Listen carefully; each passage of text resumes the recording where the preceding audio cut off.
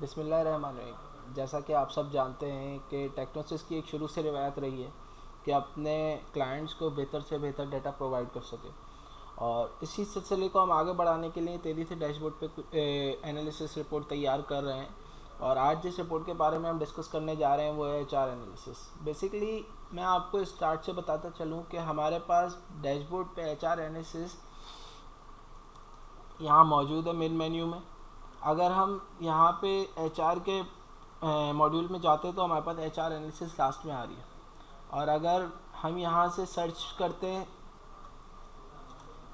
Easy two way में, तो यहाँ एचआर एनालिसिस हमारे पास मौजूद है, अगर हम यहाँ से सर्च भी कर लें। इसी तरह जब हम इस रिपोर्ट पे क्लिक करेंगे तो इस रिपोर्ट का लेआउट कुछ इस तरह हमने डिज़ाइन किया है, और हमने इस रिपोर्ट को फर्दर 4 हिस्सों में ब्रेक किया। सबसे नंबर 1 पे हेड काउंट है, देन टर्नओवर है, अटेंडेंस है और फिर पेरोल है।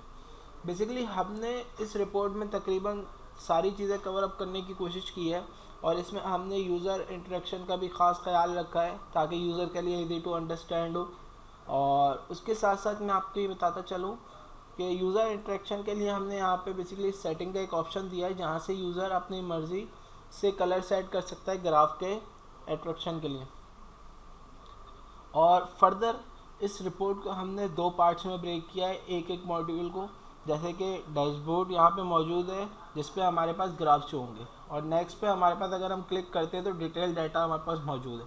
यहाँ से हम डिटेल वाइज भी देख सकते हैं और यहाँ से हम ग्राफ की शेप में भी देख सकते हैं। और इसी तरह हर रिपोर्ट की तरह हमारे पास यहाँ पे साइड फिल्टर मौजूद है जिस पे हम क्लिक करेंगे तो हमारे पास डेट रेंज, ब्रांच और डिपार्टमेंट की फील्ड्स मौजूद है। नंबर 1 पे हमारे पास डेट की फील्ड है, बाय डिफ़ॉल्ट 1 मंथ पे गेट करती हैं डाटा। तो अगर आप चाहें तो आप इसको अपने हिसाब से कस्टम रेंज पे सिलेक्ट कर सकते हैं।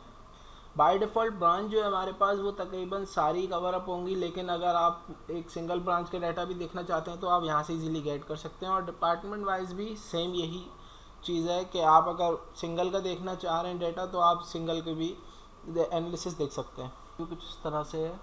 उसके साथ बेसिकली हमने 4 हिस्सों में इस रिपोर्ट को ब्रेक किया हुआ है, जिसमें से सबसे पहली फील्ड जो हमारे पास हेड काउंट की है। हेड काउंट में हमारे पास ग्रीन से डोनेट हुआ हुआ है कि 2017 में हमारे पास कितना हेड काउंट था, 2018 में कितना था, 2019 में, और इसी तरह फर्दर ईयर्स का आ रहा है। तो ऊपर हमारे पास बजट एवरेज निकला हुआ है और टोटल एवरेज मौजूद है और वेरिएंस मौजूद है। इसी तरह इसके बराबर वाली फील्ड में हमारे पास ब्रांच है, जहां ब्रांच में हमें टोटल एम्प्लॉयज़, उनका बजट और वेरिएंस अगर आ रहा है तो वो वेरिएंस शो होगा। अगर वेरिएंस ज़्यादा है तो ग्रीन में, रेड में जाएगा, और अगर कम है तो ग्रीन में होगा।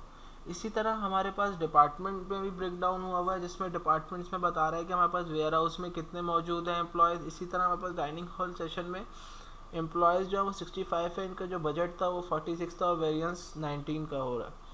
तो इसी तरह फर्दर हमारे पास डिफरेंट डिपार्टमेंट्स हैं। अब इसी तरह हमारे पास नीचे जेंडर है, मेल फीमेल, और उसके बराबर में हमारे पास डेजिग्नेशन की फील्ड मौजूद है। डेजिग्नेशन वाइज हमें पता चलेगा कि हमारे पास कितने एम्प्लॉयज़ हैं। अगर हम वेटर की डेजिग्नेशन में देखते हैं तो हमारे पास 33 एम्प्लॉयज़ हैं जिनके बजट ये था और वेरिएंस इतना बन रहा है। इसी तरह फर्दर हमारे पास हेल्पर हैं, ऑर्डर टेकर हैं, और डिफरेंट हमारे पास डेजिग्नेशंस हैं। इसके आगे हमारे पास हमने एज में ब्रेक किया हुआ है।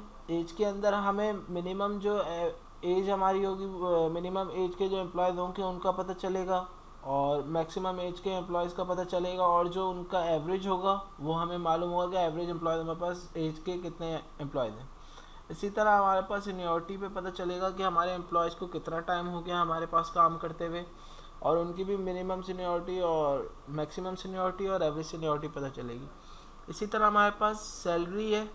हमें ये पता चलेगा कि हमारे पास जो एम्प्लॉय है वो मिनिमम सैलरी पे कितना काम कर रहा है और मैक्सिमम सैलरी पे काम कितना कर रहा है, और एवरेज हमारे पास सैलरी क्या मौजूद है।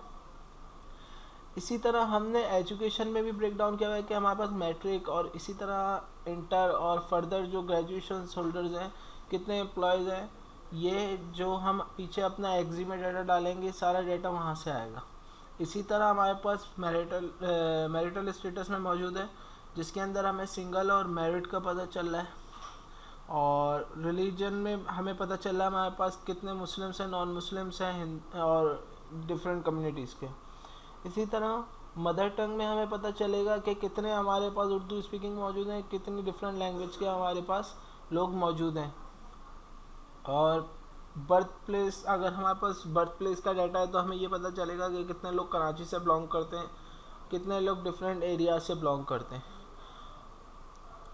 फर्दर हमारे पास यहाँ पे ब्रेक डाउन है डिपार्टमेंट इनसाइड का, जिसमें हमें ये पता चल रहा है डिपार्टमेंट वाइज के किचन की जो हमारे पास मिनिमम एवरेज है डिपार्टमेंट का वो क्या है, और चाइनीज़ का क्या है, और इसी तरह हमारे पास डिफरेंट जो हमारे डिपार्टमेंट्स होंगे वो आ रहे होंगे। जैसे कि हमने ग्रीन से डिनोट किया हुआ है, ब्लू से डिनोट किया हुआ है और पर्पल से डिनोट किया हुआ है।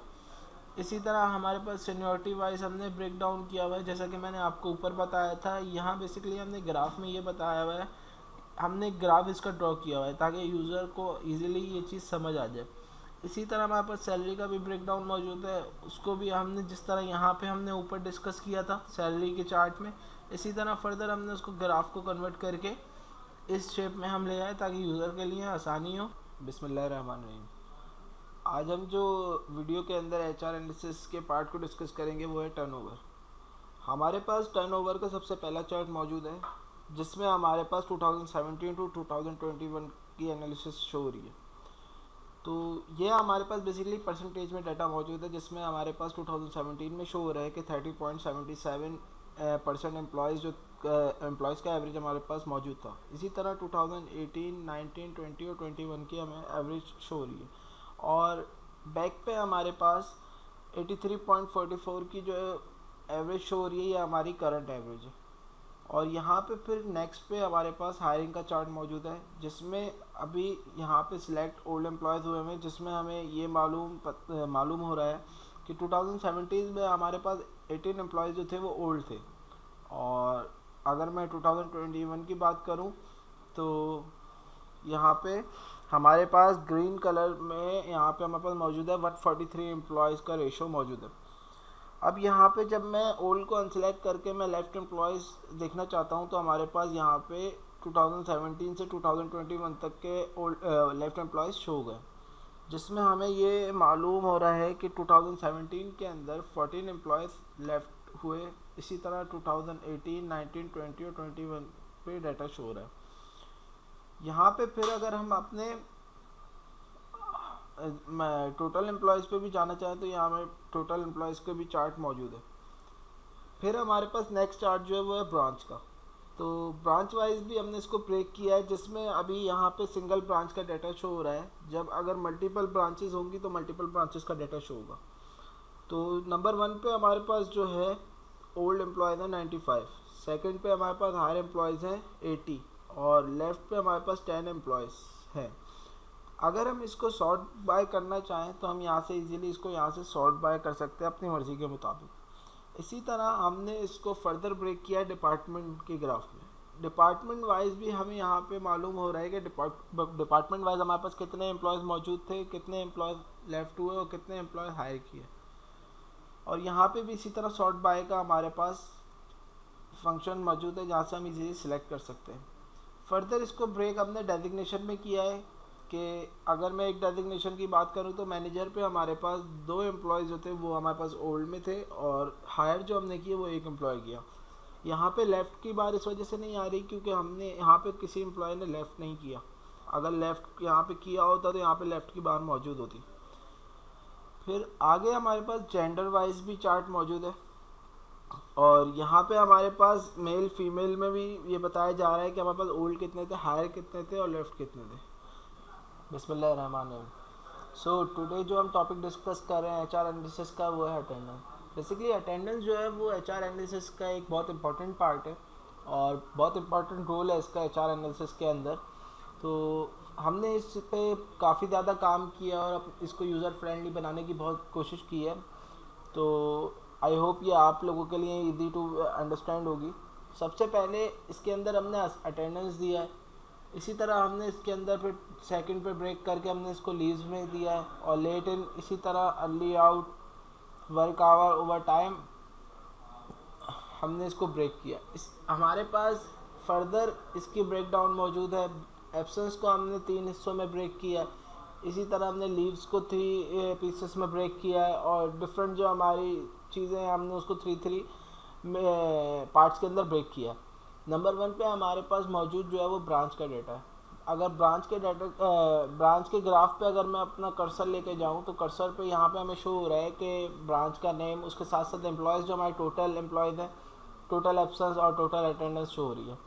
फर्दर अगर मैं इसके यहाँ पे मिड पे अगर डाटा देखूँ तो यहाँ पे हमें ब्रांच का और एम्प्लॉयज़ का एवरेज रेट अटेंडेंस का मालूम हो रहा है।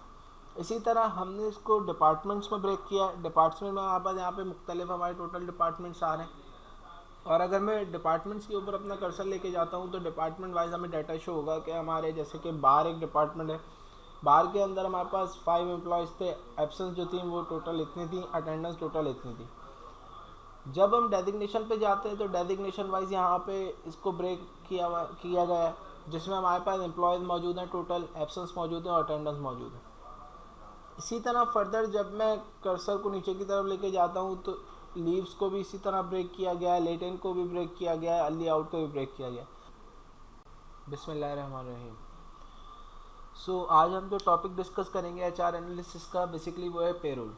सो पेरोल एक इम्पॉर्टेंट रोल लगता है एचआर के पार्ट के अंदर और इसका एक अपनी अहमियत है पेरोल की। सबसे पहले हम अपनी स्क्रीन पे देखें तो कुछ हमारे पास KPIs गिवन है फ्रंट स्क्रीन पे। बेसिकली हमने यूज़र को ईजीनेस प्रोवाइड करने के लिए KPIs यहाँ पे शो किए हैं।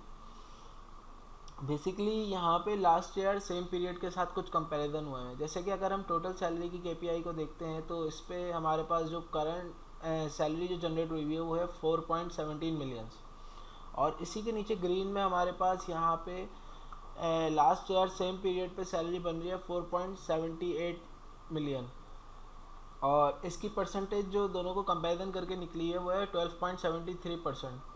और एरो हमारा डाउन की साइड पे, तो इसका मतलब ये है कि हमारी जो कंपैरिजन है वो नीचे की साइड पे जा रहा है, तो इस वजह से इसको ग्रीन से डोनेट किया है। अगर हमारे सैलरी कंपैरिजन अपवर्ड की साइड पे जाता है तो हम इसे रेड से डोनेट कर देंगे। इसी तरह परसेंटेज ऑफ रेवेन्यू यहाँ पे शो की है, जिसका फार्मूला ये total salary divide by revenue, तो परसेंटेज उसकी आ गई।